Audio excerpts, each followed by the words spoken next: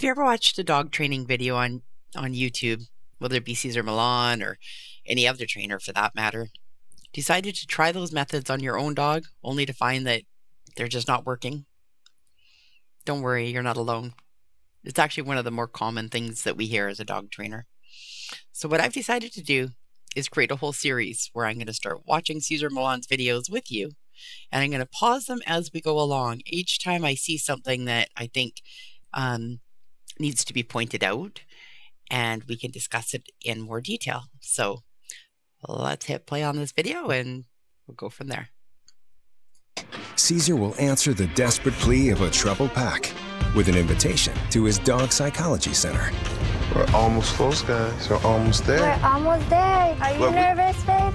I'm nervous. I mean, I feel like, this is it. Hi, my name is Jill Akaputra.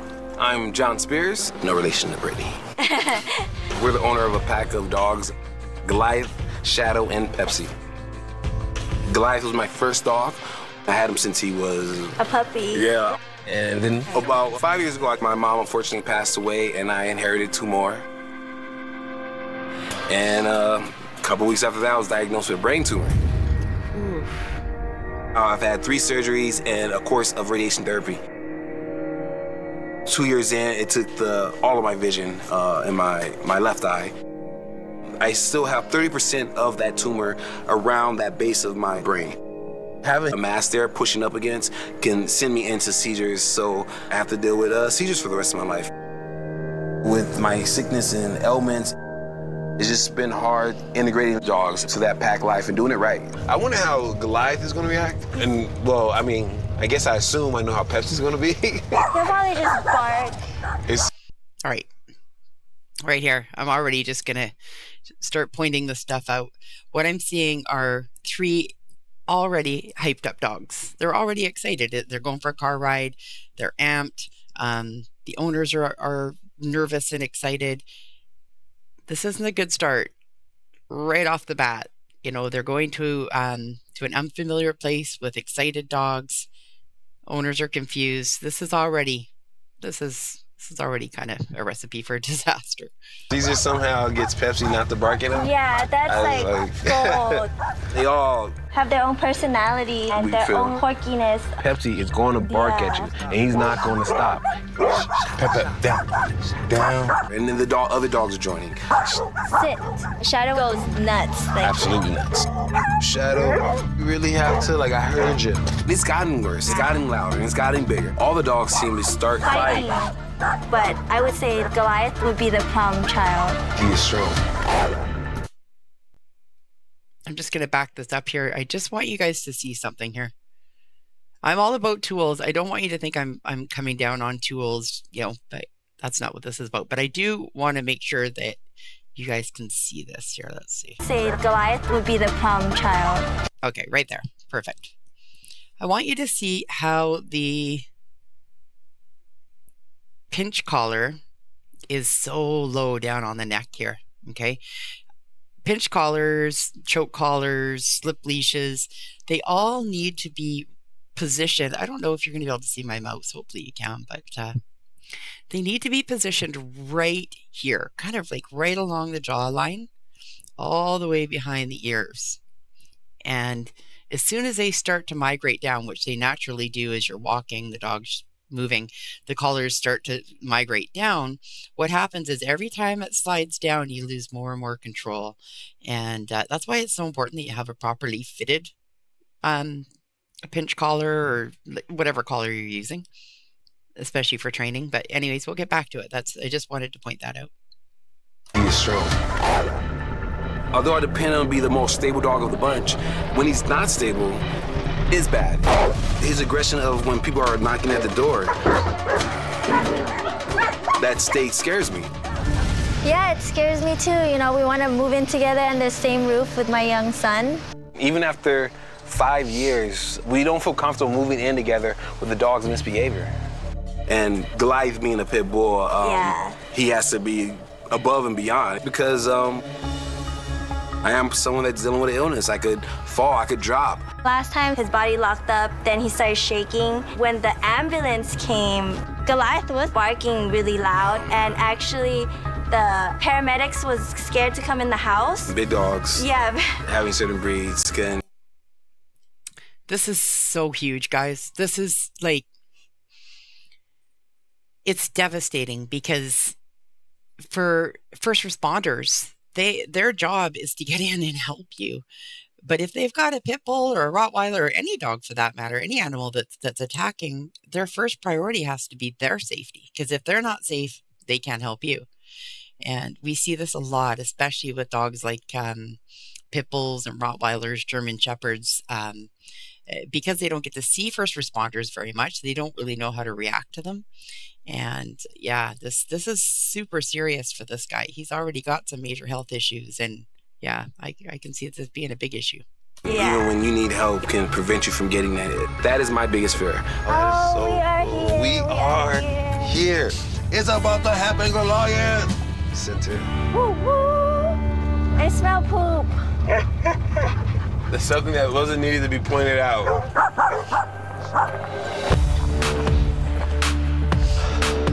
Oh my God. Right there. Did you guys hear that? Owner's excited. Oh my God, he says. That what he's signaling to the dogs is be excited, be scared, maybe not even scared, but be excited, bring all your energy. He's already creating, without meaning to, but he's already creating all of this energy, and the dogs are just feeding on it. And so as soon as this vehicle stops and those doors open, it's just going to be an explosion of energy that's going to come out. That's going to be the first thing that Cesar's going to get hit with. Hello, stop! Wait, don't let him out. Don't let him out. Take your time. Back in there. Okay. So many things you can fix already. Yeah, as soon as they arrive, the dogs are all over the place. It's just chaos. And they talk a lot.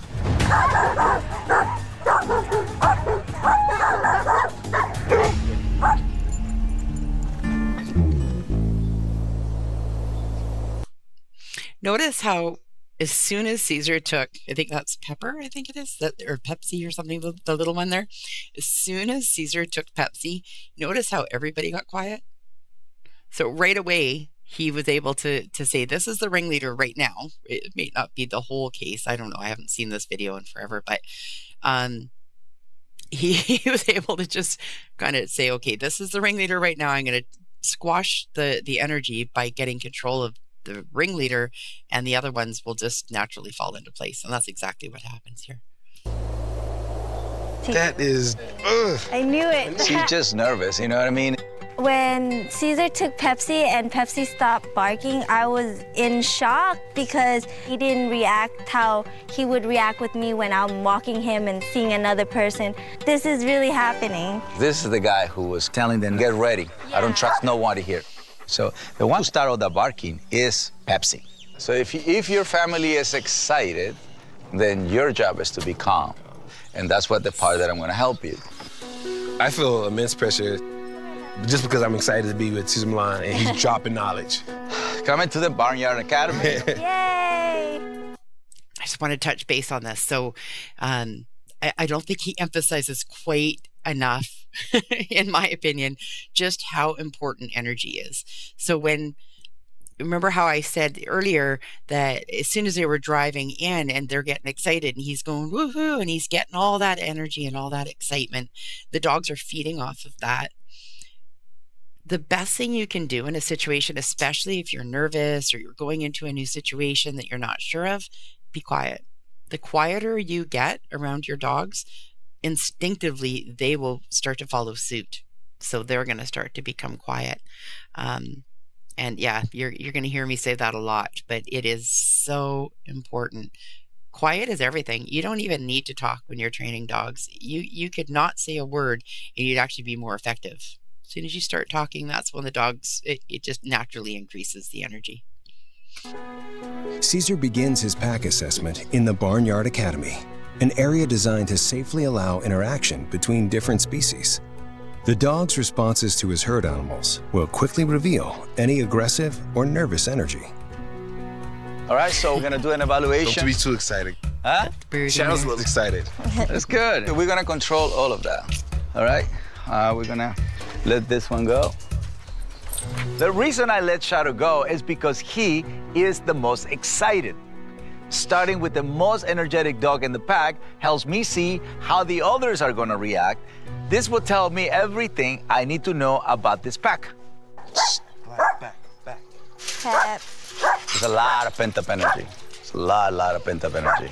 See, all the animals are saying, why you have this energy? And I want you to see my pack so you have an idea how your pack's supposed to feel. Yeah. We're so lost when it comes to that. Yeah. This is too excited. Too excited. It's interesting to watch the animals, like his farm animals respond.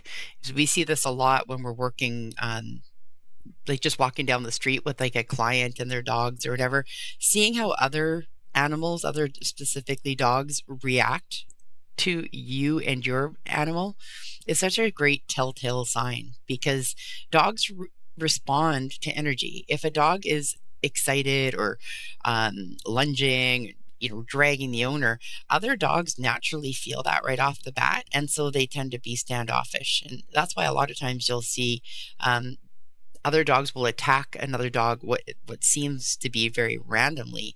Really what it's doing is it's trying to get that dog balanced. It sees that this dog is going crazy or is super scared, and it just instinctively jumps in and tries to get that dog balanced. So it's interesting to see as farm animals are doing the exact same thing here.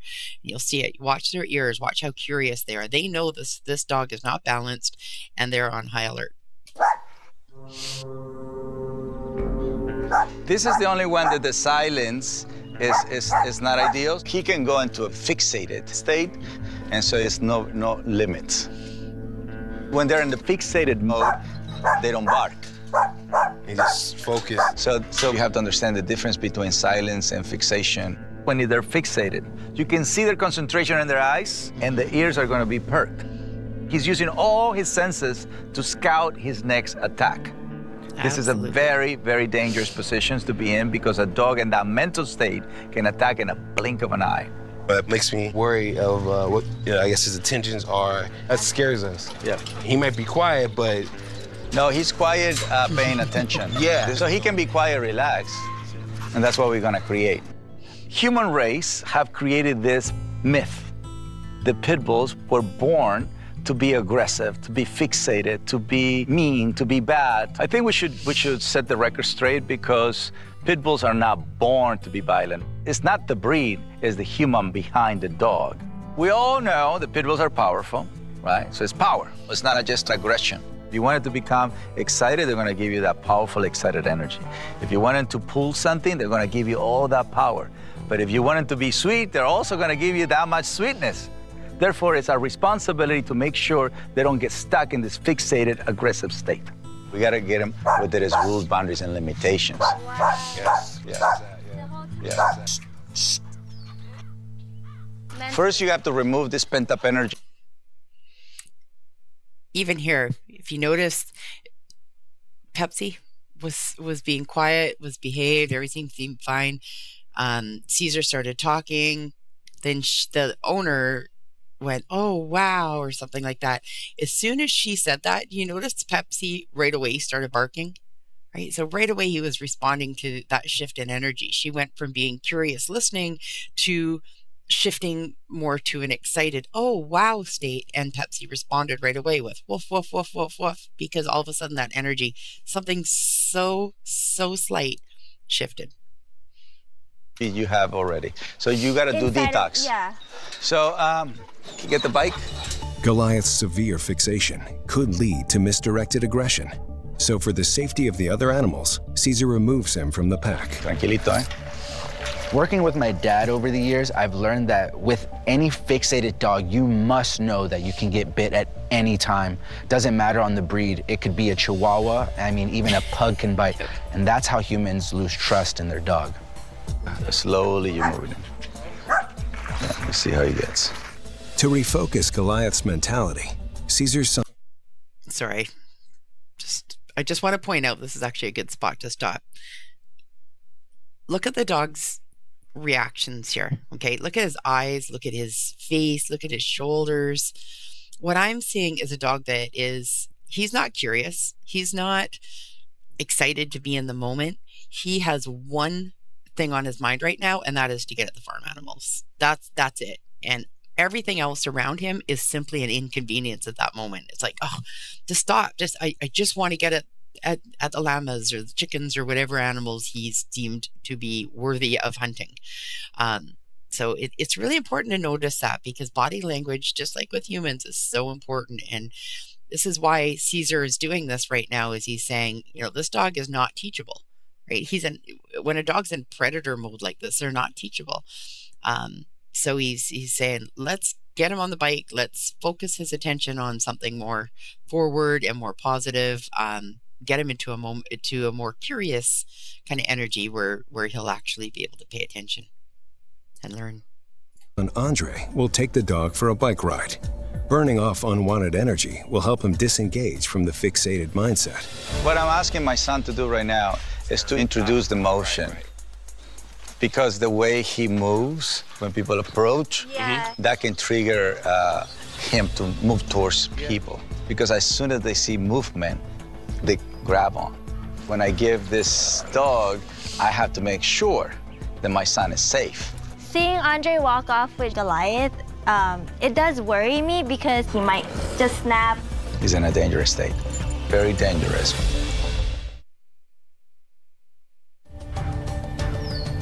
I'm gonna lower my excitement because you are already way too high.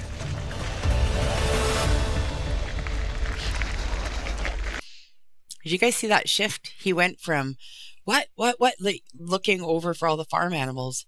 You could actually I could see the shift in the dog instantly went from hunt to, okay, what do you want to do now? He all of a sudden just switched. He went from hunt to happy very, very quickly. That's the one beautiful thing about dogs, is they shift so quick, and it makes life, as a trainer, when you see that, easier, because we can see that change happen, and he all of a sudden becomes teachable. There you go. That's what I need. Because Goliath switches out of that fixation so quickly, that gives me something to work towards. Running out Goliath's dangerous energy is the first step toward his rehabilitation. At the agility arena, Cesar starts Shadow and Pepsi on a workout of their own. Beautiful. Eso! You have to start with the exercise. They need to run it out. There you go. This is so good because watching Shadow and Pepsi, you can see there is nothing wrong with them. Look at Shadow. Bouncing around, having fun. With the right combination of exercise, discipline, and affection, my favorite formula, these two dogs are easily balanced. And it was important for me to show that to John and Jill. So we gave him some outlet of this frustrated energy. Come on, let's go this way. The only real challenge is going to be with Goliath's fixation. So I need to find out how John and Jill created his dangerous energy. So if I describe your pack, Pepsi is nervous, Shadow is hyper, Yeah. and Goliath is fixated. How he was looking at the animals, that's why I moved him out of there. You see it? If he's fixated at that level, he can actually hurt someone. That's what I call red zone. We're gonna work on the fixation part, but that's why it's so important for you guys to also fix your energy and your activity so we can actually influence him, the right way. How are you? I just want to stop here again. Cesar's 100% correct when he says, a fixated dog can be a red zone case. I want to clarify it just a little bit here, because not all dogs that fixate on something turn into red zone cases, but all dogs that fixate on something have the potential to turn into a red zone. When they're so hyper focused on something, it's very easy for even something very innocent. Somebody runs by and accidentally steps on a paw or does it, and the dog's so focused on something, it wheels around and nails whatever it is that distracted him without even thinking. It's because they're just pure focus on one thing. They're not seeing what's happening around them, and that in itself can be very dangerous. So that's I don't know, hopefully that explains it a little bit. I'm tired. Tired of what? Bad stuff happens. Not getting a long enough break. You know, when I got diagnosed, it was right after my mom We're passed. going out. Yeah, we were going out and stuff. I kept trying to push her away because I was sick, and I was like, you know, I'm gonna die tomorrow. Nah, you know, she stood around. And now how far I'm looking ahead is different. I owe her some time. You know, she's been my nurse. Love all of the above, man. You want the best for her, I get it. But you also have to want the best for you. Yeah. We lost a lot of time. It's been crazy 5-6 years up and down. Yeah, I want just regular life, a family, me and her. Yes, sir. Her coming in from work, me coming in from work, sir. we working with the dogs.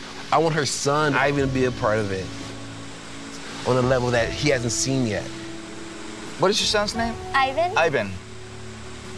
I want Ivan to be able to enjoy what we enjoy with the dogs, the love that we get from them. What's the relationship Ivan in the pack? So far he has only met Pepsi. No way. Yeah, and only on my Pepsi. grooming day, yeah. That's it? So you guys never gone for like a hike with the pack and Ivan? No, Just- never with the dogs. I'm having anxiety just to hear this. The separation from a family member. Sorry. I thought weren't they together for like 5 years? I'm almost positive they said that earlier, that they were together for 5 years. How are the kids not knowing the dogs? I guess they don't live together. I don't know. And a dog family member is actually not ideal. That means we don't trust each other. That's pretty dangerous. We gotta make sure that when he meets Ivan, he's in that calm surrender state. Yeah. I feel for John and Jill because they have been so worried about Goliaths attacking paramedics or anyone who come near them. They're actually missing the root of their problem, which is there is no unity within their pack. And that's the reason why they haven't felt comfortable introducing Jill's son to the dogs. Cesar's evaluation complete. The pack heads home to recharge before Goliath's rehabilitation can begin. The next day, Cesar invites a very different type of dog to the DPC. Ducky, this is very important. I need to tell Cesar straight up first things first, is you treat him like your little son. And so That's so mean. I need to tell, there has to be something there. I'm Christine, I'm Jason. and this is Ducky. He is a Yorkie Maltese mix. Oh my God, there's ducks! Ducky! Ducky, look! Look! Again, just causing excitement around, in this case, wildlife, right? So, look at the ducks, look at the ducks. They're causing already an association between the animals, like in this case, the birds or the Canada geese, and the dog. So that's what he's associating with. The message that the dog hears is, okay, when I see geese or when I see birds, I should be excited. He's not seeing, oh, I should be calm, I should be quiet, I shouldn't disturb them. He's saying, I should hunt them, I should, my owners are animated, I need to be animated. God, he's cute. I've had Ducky for 7.5 years. Where's his glasses? I take photos of No Ducky every way. day, and I do a lot of like fashion videos for TikTok. Good boy. And now he has 1 million followers on TikTok, and then 70,000 on Instagram. We basically catered everything towards Ducky. Like Ducky is my life. I'm interested to see how Ducky reacts to meeting Caesar. Like, I know in the friendly beginning, he'll be like, super trotting cute over, running, yeah. wagging his tail. That's how he tricks you. Yeah. He's so sweet when he's sweet. But then when he gets mean, He's really mean. He's really, really mean.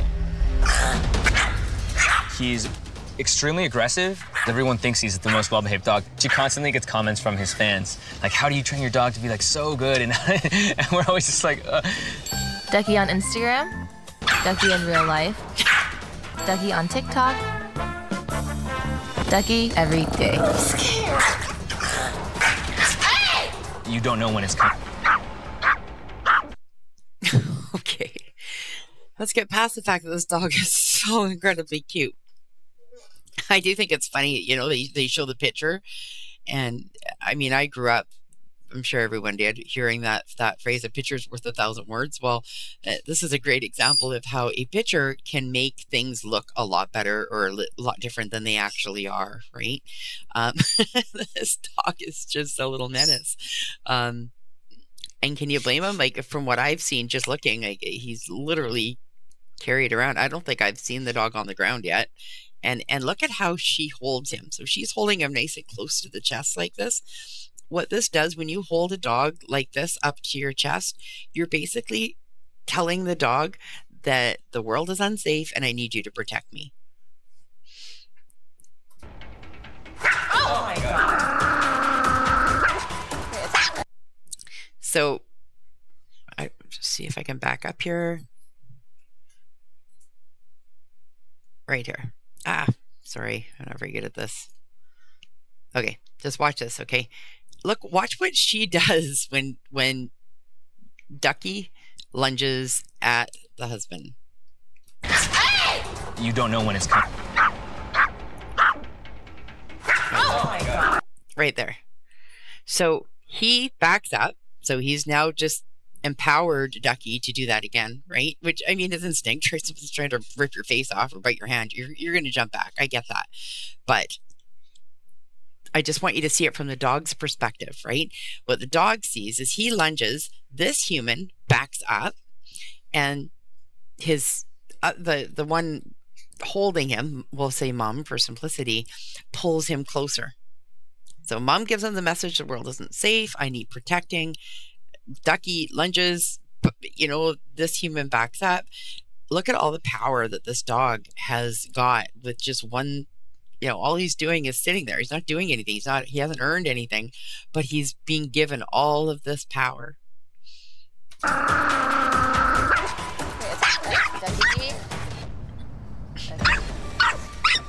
It's like a switch just turns on.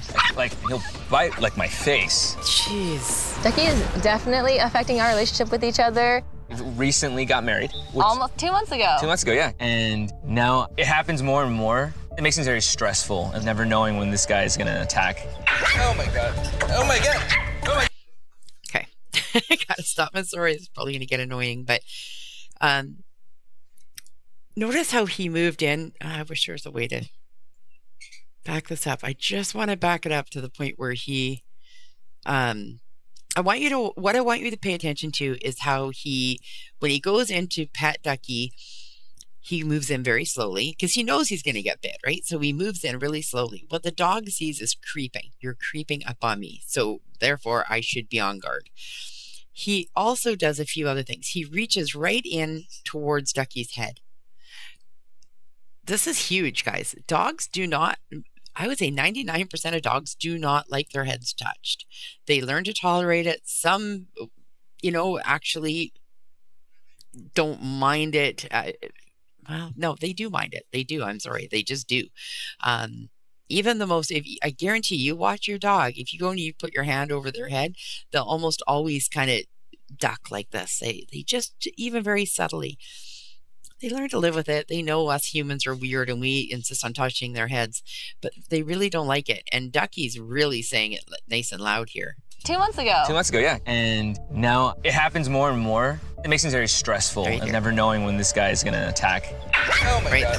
Oh my God. The head. Oh my God. Oh my God. It just feels like the stakes are getting higher or more serious. Worried about like him attacking dogs and children. I just can't think about what would actually happen if he was to have an. Look at the determination in that dog's eyes.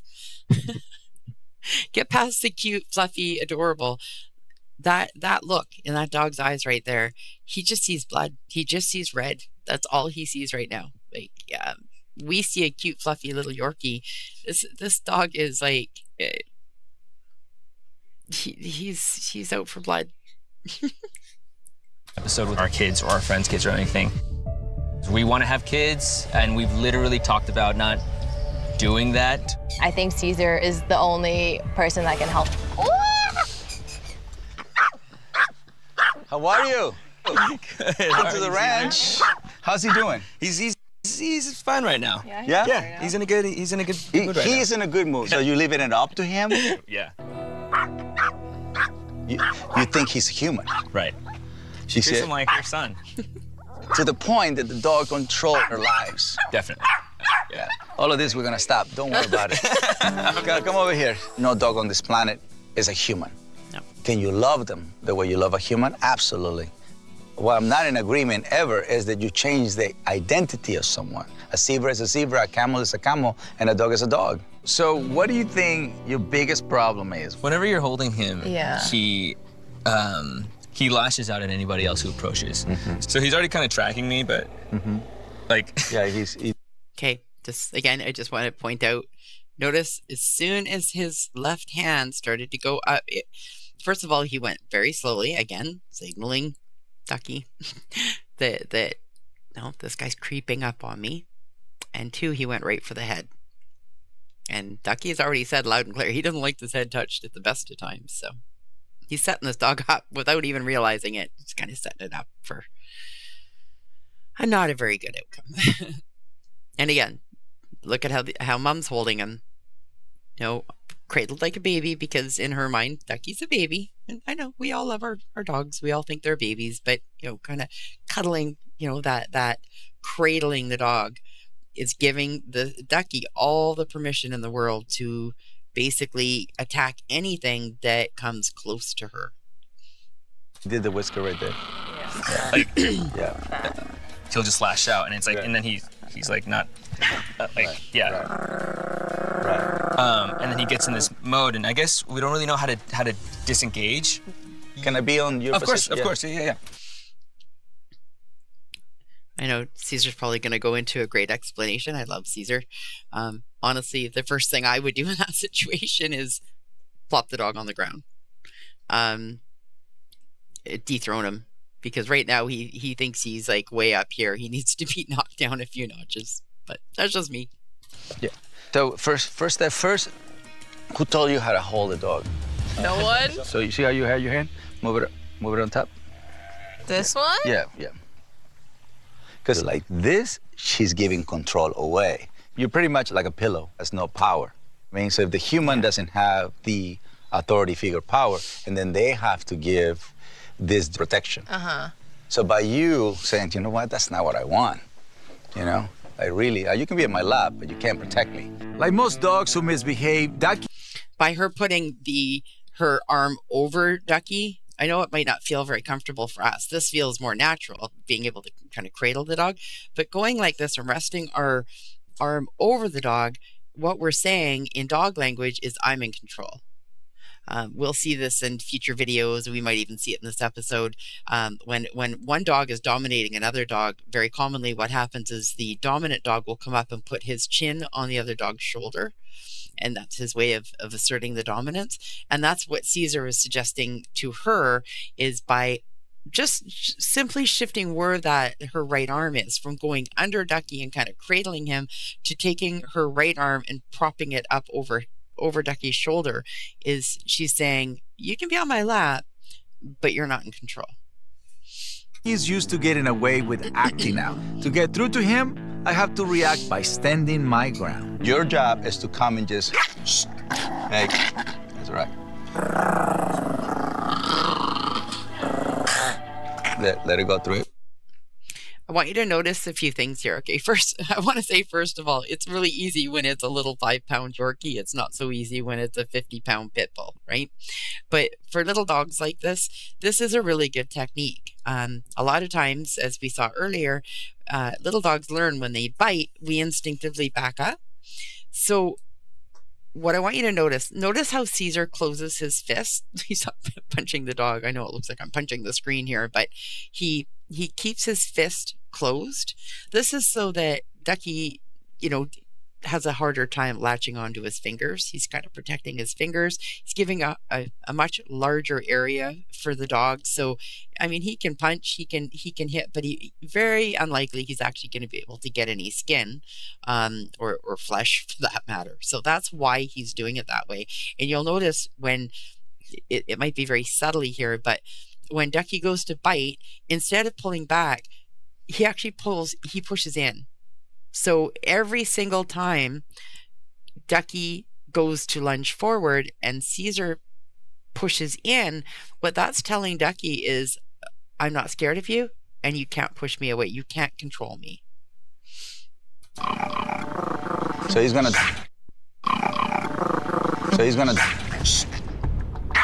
have to be. Right? So he stood his ground. Video cut really weird time. That wasn't me. That was on the original video. But Ducky went to bite. You can see the fist is nice and closed. Look at Ducky's eyes. He's like, darn it. He can't do anything here. So he's just standing firm. He's not moving away. And Ducky's not used to that. Ducky's used to I lunge and the human flees. In this case, the human isn't fleeing this time. The rules are changing. Calm, confident, yeah. See, no. So he's gonna do it, because that's what he has learned to do, and then he's gonna come out with, there you go. That's not working. Mm-hmm. You see, we're not empowering him. Right. That was Not only did I just, again, want to point this out. So he did that. He did great. Everything he said is true. I just want you to notice how Ducky, his internal monologue going on in him, he kind of very quickly cycled through all these different things. You know, can I growl? Can I snarl? Can I bite? Can I lunge? He tried all of those things. Then and he did this very quickly. All of a sudden he went from, okay, well, those aren't working. Then he shifted. Now look at how he's turned his body almost like he was ready to jump off her lap, right? He kind of turns. So now all of a sudden he's like, fine. This is called avoidance behavior, right? He's submitting. He's okay. Well, that didn't work. I don't quite know what else I'm supposed to do. So I guess I'll just hang back here and see what they're going to do next, right? So now he's getting into more of an open mind. Okay. He's curious. What's going to happen now? The rules have changed. What rules am I living by now? definitely amazing. Yeah. Ready to practice this? I am definitely afraid of Ducky. Which I know sounds crazy, but I'm scared to even go approach him because he'll bite and not let go. Yeah. It's like I'm not. Oh, that was fast, man. I guess he probably was pretty nervous himself. So I do appreciate that he didn't hesitate. So he didn't really give Ducky time to kind of get amped up. He just went right in there, which is good. What I really like is that instead of going for the top of Ducky's head or going from the front, he went towards Ducky's back around the scruff, which is where a mom would pick a puppy up, right? So that's a much calmer area to try and pet the dog. I'm ready. And then you got to be ready. You got to be ready. That's right. I need you to go into this confident self. Now, again, Ducky switched. So he went from being calm, all of a sudden now Ducky's growling and lunging again. This would have been a great time, and I know he's not quite ready for this, but would have been a great time for the owner to have to close his hand and just keep his hand there and say, fine, bite. What are you gonna do, right? When I work with owners at home, one-on-one, what I usually suggest they do is put gloves on or an oven mitt or something, just because psychologically it helps us not reactively pull back. Sometimes it can help kind of bridge that gap. So if you have one of these guys, that might be a tip to try is putting an oven glove on or a gardening glove, something that's going to help you psychologically while you go through those first couple initial encounters where the dog lunges. Calm self. Breathe, Christine. Yay! And then somebody else can come again. So now you got two look at the look. Oh man. It's sorry. I should have paused before. look at Ducky's face. Like he's totally trying to pretend like he doesn't like this, but he's actually getting into this. He's like, oh man, I'm supposed to be tough. I'm supposed to be protecting my owner, but this feels really good. Never happened before. Ducky is showing clear signs of being frantic, and I can tell you why that is. Every day that dog wakes up, goes to the bathroom, and then he sits on the couch all day. He doesn't get any exercise, and Christine treats him like a pampered baby, but never disciplines him. And Jason doesn't do anything to help, good or bad. That tells me Christine is afraid of that little dog, and Jason is completely clueless. So I need to make sure those two face their fears and put that little dog to work. Caesar's next exercise for Ducky will test whether his frantic energy with humans also occurs around dogs. We're gonna bring a pack of little dogs. Oh man. His strategy is to introduce Ducky to small breed dogs before elevating to medium and large breeds. Proper evaluation is when you're doing it off leash. That's when you get to see instincts. Ducky is never off leash around other dogs. Like, I don't know how he's gonna react, so I just try to avoid the situation. Oh God, I hope Ducky doesn't come here and fight all of Cesar's dogs. Look how the pack perceives him. If he was really aggressive, the whole pack turns around and fights him. Look, now he's switching. It's like poker. You have to call the bluff, you know what I mean? Right? Don't worry about it. Why open the door? Because he got quiet. Let's get Sophia. Yes, sir. Sophia's a medium-sized dog. It's the epitome of happy-go-lucky, the sweetest girl in the world. When there's any dog that is a little shy, a little unsure, I bring Sophia up. She can break the ice. Look how, by her coming in, it makes him move back. Yeah. So what dog is more compatible to him is a dog that actually moves towards him than a dog that moves away from him. Oh, Interesting. And because you guys are moving away from him, you guys keep empowering this frantic, aggressive behavior. Yeah. Okay, I want to stop right there. Did you guys see that? Ducky was perfectly fine until he moved close to the owner. As soon as he got close to the owner, he went in between her legs and instantly switched into guardian mode. Guarding mode, where, you know, he all of a sudden was going to lunge at anything that came close to Mom.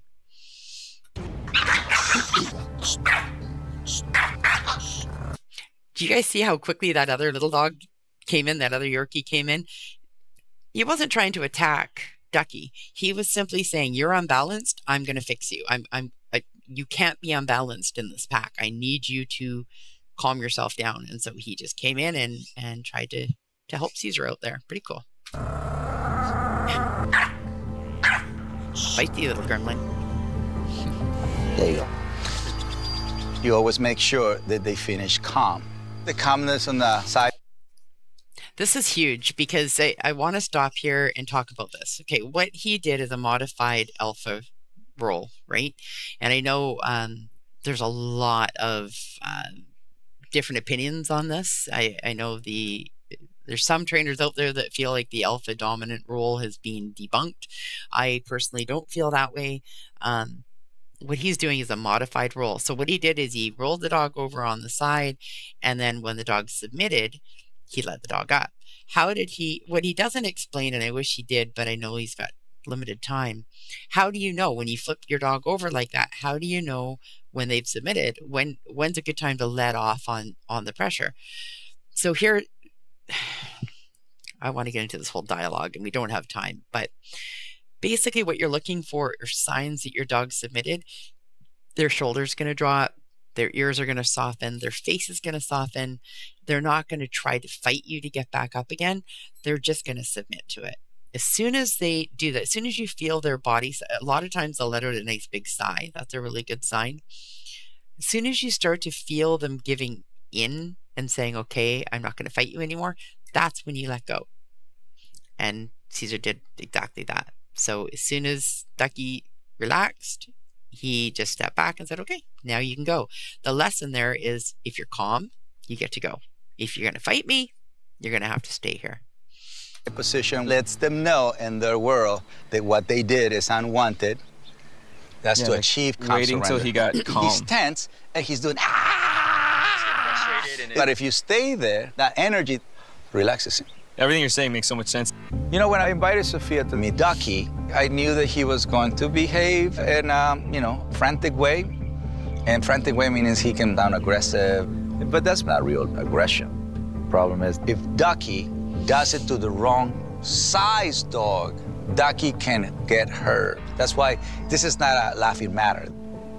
Yeah, Ducky attacks like a big dog. One of my worst fears is Ducky doing the wrong thing and then having Ducky get hurt. He like sees red, and then we can't get him he's out frantic. of it. Exactly. And she's stuck on being terrified. Right. Yes. So we can tackle the fear, but in your situation where you are in fear, you can't do this by yourself right now. Before Ducky actually meets larger dogs, Christine and Jason need to go home, practice claiming their personal space so Ducky doesn't control their lives.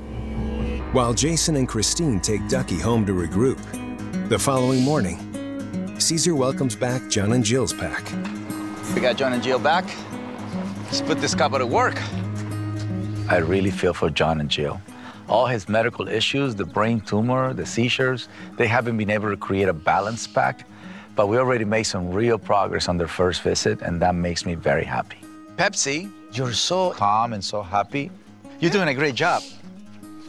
After assessing all 3 dogs, Cesar determined Shadow and Pepsi just need routine exercise to burn off their pent-up energy. That was it. We gave him some outlet of this frustrated energy. But Goliath's fixation, created by his pet parents, could lead to dangerous aggression. Here you go. Have fun, babies. John and Jill continued to work on calming Shadow's excitement and Pepsi's nervous barking, and those guys seem calm and collected. Now I need to help them correct Goliath's fixation. Okay. I remember this part here. I'm going to end the video here just because we're almost at an hour, I think. We're about 45 minutes in. And we've covered a lot in today's episode. And I don't want to go into this next section because I think they've decided that they're going to try and teach this guy here how to be a service dog. And I'm just not going to go there with that. So I don't have an opinion one way or another. I just don't want to spend time in this episode talking about, specific service dog training. So nothing against it, just not, what I want to talk about. So I think for today, I'm going to leave it at that. I hope that you guys got some input. I hope it was valuable for you. If you have any questions or any comments, if you have, basically anything, I'd really love to hear your perspective. And you guys have a great day. Please don't forget to like, subscribe if you like it, and I will see you again next time. Take care. Bye.